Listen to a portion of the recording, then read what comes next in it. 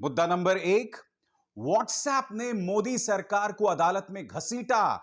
हम आपको बतलाएंगे कि व्हाट्सएप क्यों सही है और मोदी सरकार गलत क्यों है।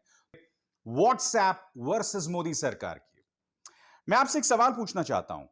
क्या आप उस सरकार पर विश्वास करेंगे? क्या आप उस पॉलिटिकल पार्टी पर विश्वास करेंगे जो आलोचना को देशद्रोह बता दे? क्या आप उस सरकार पर विश्वास करेंगे जो कांग्रेस के एक दस्तावेज को गलत ढंग से पेश करे और जब ट्विटर उसे मैनिपुलेटेड मीडिया बताए तो ट्विटर के दफ्तर पर रेड मार दे? क्या आप उस सरकार पर विश्वास करेंगे जो हाथरस में एक मासूम के साथ गैंगरेप और उसका मर्डर होता है और उस परिवार को ही टारगेट करने लगे? आज ये सवाल उठने बहुत जरूरी हैं। और सबसे बड़ी बात, आपको गौर करना पड़ेगा इस सरकार के दोहरे मापदंड पर। मैं आपको बतलाने वाला हूं दोस्तों कि प्रधानमंत्री नरेंद्र मोदी ने आज से करीब 9 साल पहले क्या कहा था जब उस वक्त की कांग्रेस सरकार ने ट्विटर पर कुछ हैंडल्स को ब्लॉक किया था। आपके स्क्रीन पर देखिए क्या हो रहा है। ट्विटर पर कुछ पत्रकारों को ब्लॉक किया जा रहा है जिन्होंने कांग्रेस के खिलाफ कहा। यह तो बहुत ही शॉकिंग है।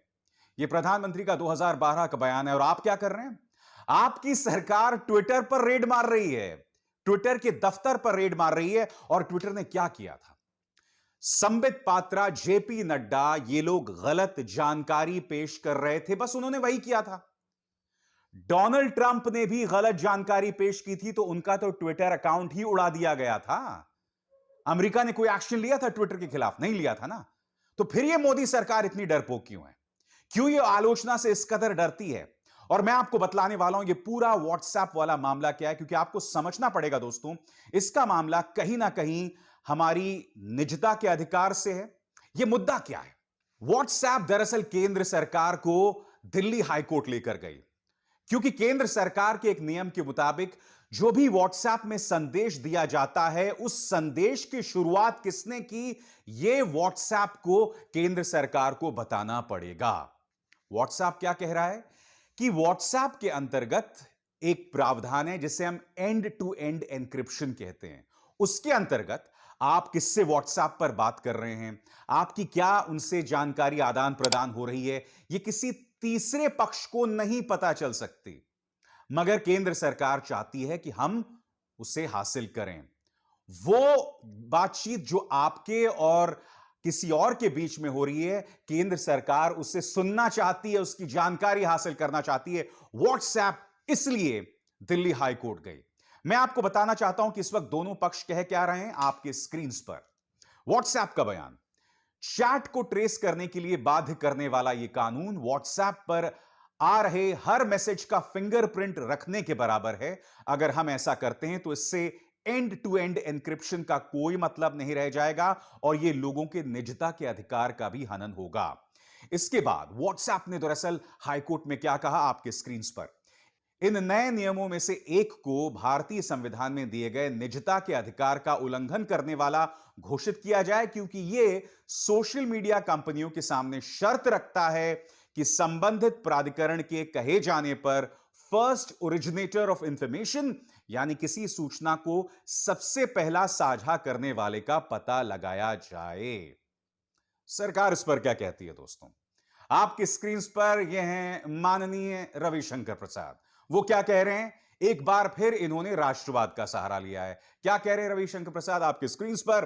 भारत सरकार अपने सभी नागरिकों का निजता का अधिकार सुनिश्चित करने के लिए प्रतिबद्ध है, लेकिन साथ ही यह सरकार की जिम्मेदारी भी है कि वो कानून व्यवस्था बनाए रखें और राष्ट्रीय सुरक्षा सुनिश्चित करें। वो आगे यह भी कहते हैं कि सभी स्थापित न्यायिक सिद्धांतों के अनुसार निजता के अधिकार सहित कोई भी मौलिक अधिकार संपूर्ण नहीं है और यह उचित प्रतिबंधों के अधीन है।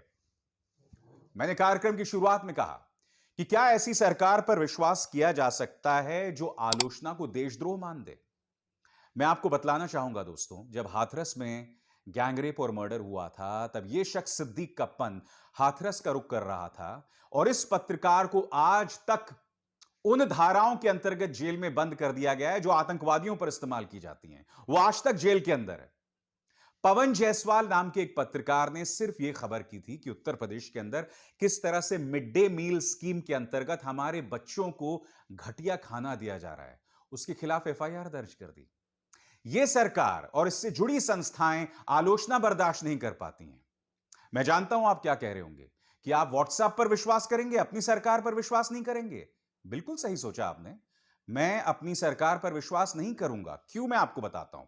क्योंकि मेरी सरकार के आने वाली अंतर्गत तमाम संस्थाएं, ED, income tax, CBI, media, सब सरकार के सामने नतमस्तक हो चुकी हैं।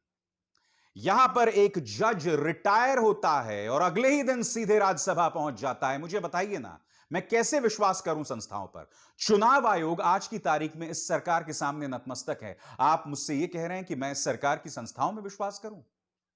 हकीकत यह है कि भारतीय जनता पार्टी का लोकतंत्र और उसके मूल्यों पर विश्वास उठता जा रहा है और हम इस बात को नजरअंदाज नहीं कर सकते। मैं आपको बताता हूं दोस्तों, राइट टू प्रिवेसी पर 24 अगस्त 2017 इस तारीख पर गौर कीजिए, सुप्रीम कोर्ट का एक फैसला आया था। सरकार ऐसा लगता है कि इस फैसले को भी नहीं मानती है। फैसला क्या था? आपकी स्क्रीन पर 24 अगस्त 2017 को निजता के अधिकार के सवाल पर सुप्रीम कोर्ट ने बड़ा फैसला सुनाया है। 9 जजों वाली सुप्रीम कोर्ट की संविधान पीठ ने सर्वसम्मति से निजता के अधिकार को मौलिक अधिकार बताया है।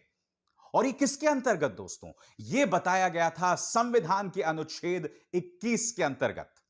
पीठ ने आगे क्या कहा? पीठ ने कहा कि निजता का अधिकार संविधान के अनुच्छेद 21 के तहत दिए गए जीने के अधिकार और व्यक्तिगत स्वतंत्रता का हिस्सा है। यह किसी और का नहीं, यह सुप्रीम कोर्ट का आदेश था। और आज यह सरकार क्या कर रही है बताइए?